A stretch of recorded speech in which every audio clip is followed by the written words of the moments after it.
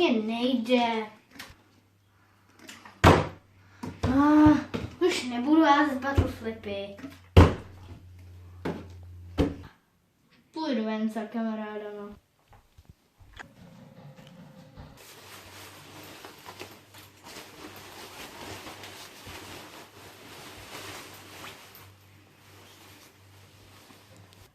Dneska si čepici nevezmu.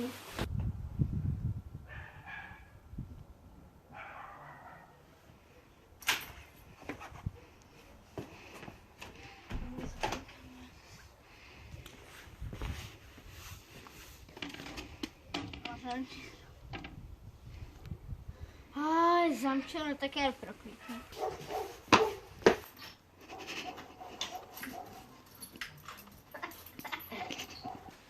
Konečně!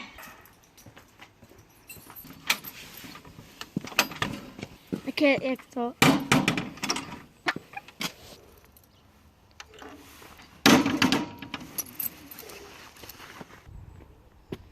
Hej, počkat, něco mi tak napadlo.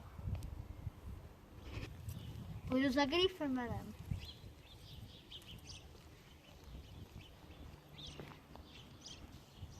Ještě se vycíkám. A jdeme.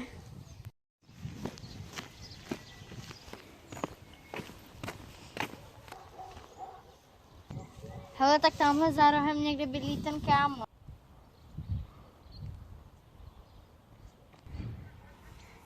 Čau, kámo. Čau, vy jste se přestěhovali?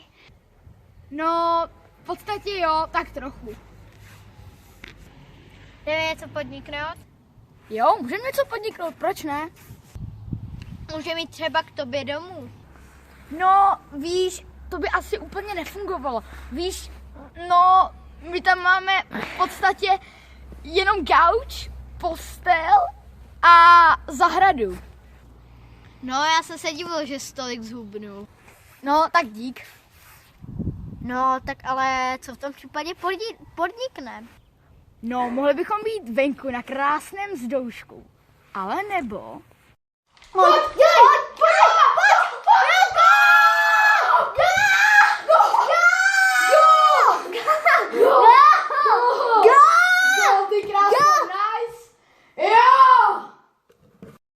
To by nebyl dobrý nápad. Mohli bychom chytit brutálního rage. Máš pravdu. Na Xboxu bychom chytili strašného rage, ty vole. To jdeme chytat Pokémony. No, ale ty máš snad mobil? Já to totiž fakt ne. To je pravda, no. Mám, ale ne na takovém, jakým se dají hrát Pokémony. Jdem k řece. OK.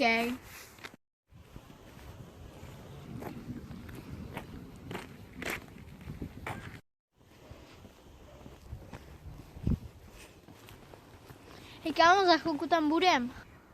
Jo, super.